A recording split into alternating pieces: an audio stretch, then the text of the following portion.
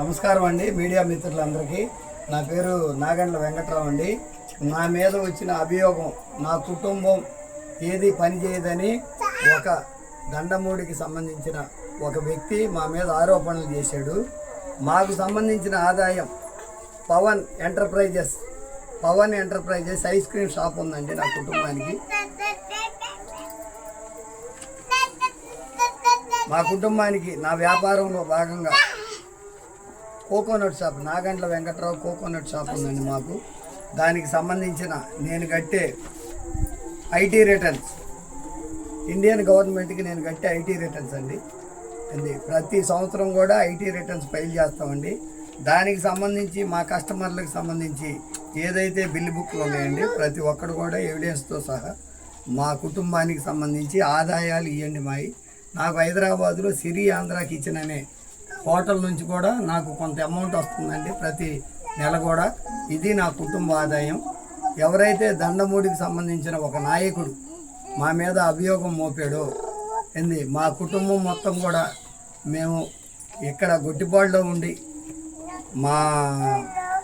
మా వ్యాపార నిమిత్తం కానీ మేము బ్రతకడానికి కానీ వేరే ఊర్లకు వెళ్ళి అక్కడికి వెళ్ళి నిజాయితీగా బ్రతికి సంపాదించుకొని ఇక్కడికి వచ్చి మా ఊర్లో ఇల్లు కట్టుకొని బ్రతుకుతున్నామండి.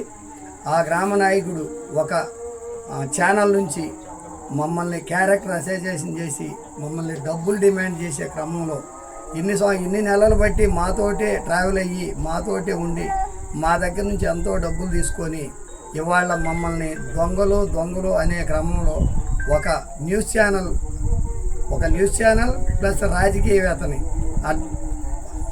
ఒక రాజకీయ అధికార పార్టీ అతన్ని అండగా పెట్టుకొని మా క్యారెక్టర్ అసోసియేషన్ చేసి మా కుటుంబాన్ని మేము ఇక్కడ నుంచి పాస్పోర్ట్లు తీసుకొని పారిపోతున్నామని. నా మనవడకు పాస్పోర్ట్ లేదండి. మా కుటుంబం మొత్తానికి పాస్పోర్ట్లు ఉన్నాయి. మేము బ్రతుకుతున్న క్రమంలో నేను ఎవరైతే ఒక అమ్మాయిని దత్తత తీసుకొని పెంచుకున్నానో నా కూతురు అమెరికాలో ఉంటుందండి. నాకు కుటుంబ పరంగా అన్నిటికీ అండదండగా ఉండేది నేనేనండి. ఇలాంటి మా కుటుంబాన్ని ఒక రకమైన శాడిజంగా కాకుండా మా కుటుంబమే దొంగ కుటుంబం అని ఒక ముద్రేసి ఏ ఆధారాలతో ఆ న్యూస్ ఛానల్ అనేది మమ్మల్ని టార్గెట్ చేసి ఇలా చేస్తుంది. నాకు సంబంధించి ఒక ప్రాజెక్టు తీసుకొని దాన్ని చేసే క్రమంలో 9 నెలల కాలం గడిచిపోయింది. వాటికి సంబంధించిన అమౌంట్ కూడా అతను మాకు ఏ అమౌంట్లు ఇవ్వలేదండి. ఇచ్చింది మాత్రం ఒక 6 పేర్లకు సంబంధించి ఇచ్చారు. ఎవరైతే మా మీద అభియోగం చేయబడ్డ దండమూడి వాస్తవ్యుడు ఉన్నాడో అతను మాతోటి పాటే ఒక 15 రోజులు 20 రోజుల క్రితం కూడా మాతో పాటు ట్రావెల్ అయ్యి మాతో పాటు ఉండి మమ్మల్ని డబ్బులు డిమాండ్ చేశాడు.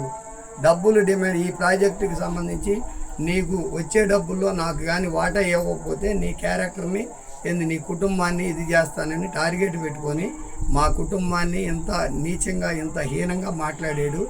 నిన్న ఎవరైతే ఛానల్ ఓనరు ఎవరైతే ఉన్నారో అతను పిలిచి మమ్మల్ని మాట్లాడాడని నాతోటి నీ మీద అభియోగం వచ్చింది, పోయి నిరూపించుకొని రావాలి, మా మనుషులు వస్తున్నారు, నేనే వస్తున్నాను అన్నారండి.